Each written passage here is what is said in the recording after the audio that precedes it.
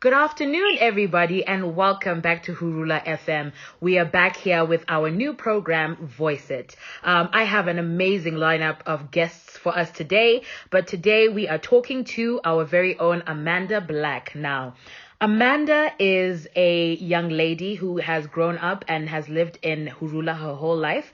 And we're looking forward to discussing a lot more about her life growing up in Hurula, being a woman, gender-based violence, and how it has affected her life. So without further ado, Amanda, please introduce yourself and tell us a little bit more about you and your experiences. Hello, everybody. My name is Amanda Black. I am 36 years old and I grew up in Hurula. I was born in Hurula. I lived in Hurula. Growing up in Hurula was not as good as I wanted it to be. I unfortunately was married at a very young age by my father after my mother passed away. So I was married to an older man because my father needed cows and I was the only female at my household, so I was married at a young age. And being married to an older man, I had to get kids at a young age as well. I unfortunately dropped out of school. I only ended in primary school, was unfortunately never able to attend secondary school. So I don't have that much educational experience or background. I have about 9 kids right now.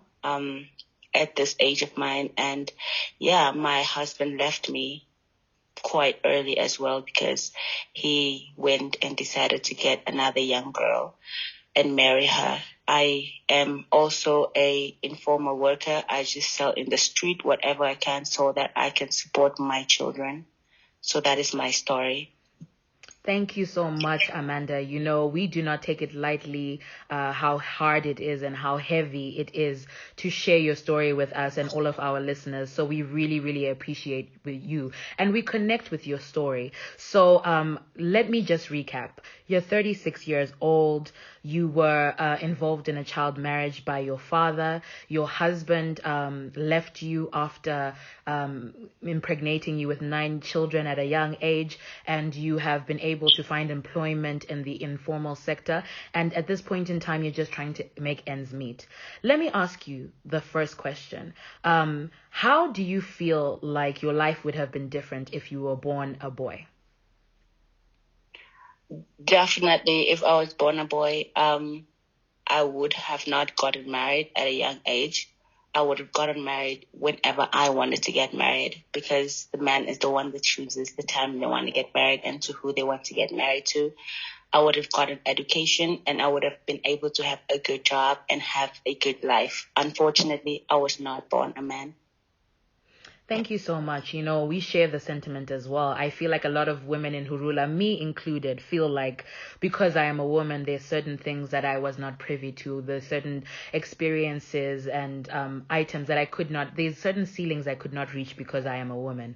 And it takes me twice as long to get to something that a man could easily get and achieve at a shorter amount of time because they have more opportunities than we do. And that is just a truth that all of us live in, no matter where you are and where you come from.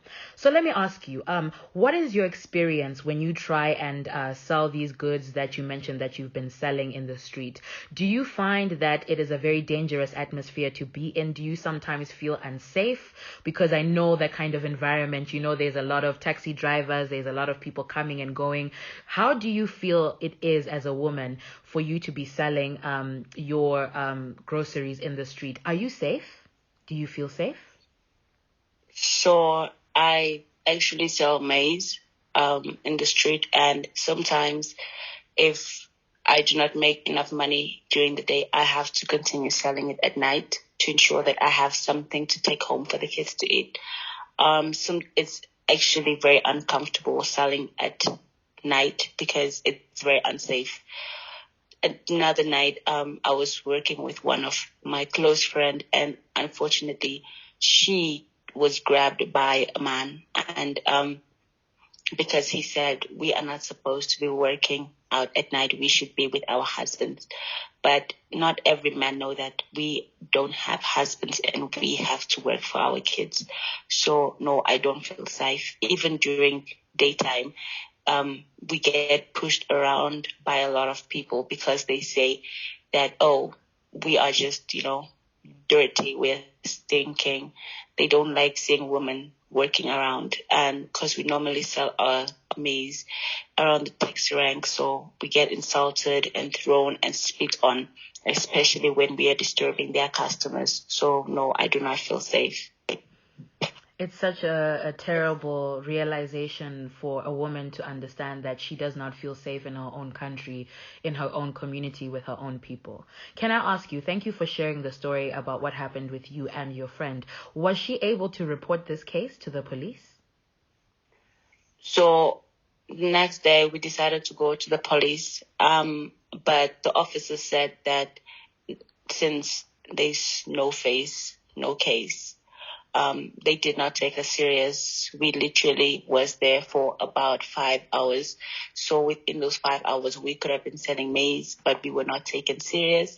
They only attended to other people who not only dressed well, but spoke well as well. They did not consider our case, and unfortunately, we ended up walking out of the station with no case. My sister, that is the story of not just you, but of a lot of women in Hurula.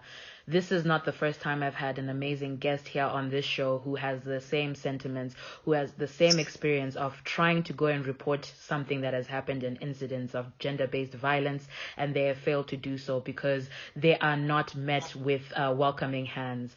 There's so many things that I want to talk to you about, but let me ask you something that's a little bit personal, and please allow me to also thank you so much for wanting and allowing us to have this conversation. I assume one of the children that you have is a girl, yes? Yes, unfortunately, I was blessed with about 6 girls out of the 9. 6 girls. What a beautiful, beautiful blessing. But when you think about the fact that this has been your experience, what kind of life do you want your daughters to have? What kind of experiences and access do you feel you were denied that you feel like you want them to have? For me, I have realized that education is the best key. So that's why I make sure I work hard enough to ensure that my girls will go to school, whether they go hungry or without shoes. I make sure that at least I pay their school fees so that they can go to school, and I'll make sure that they pass, they do their homework, because education is the key. Education is the key. I don't think anybody would argue with that with you. And I think it's such an important message. Thank you so much for being here on this show. Thank you so much for bearing your soul and telling us about your experience. It really has touched my heart, and I know it will touch the heart of all of the listeners here at Hurula FM. Thank you so much, Amanda, and we hope to hear from you again and check in on you and see how your story continues to progress. Look out for our next Voice It that is coming on tomorrow in the afternoon. Same time, same place. Thank you so much, listeners.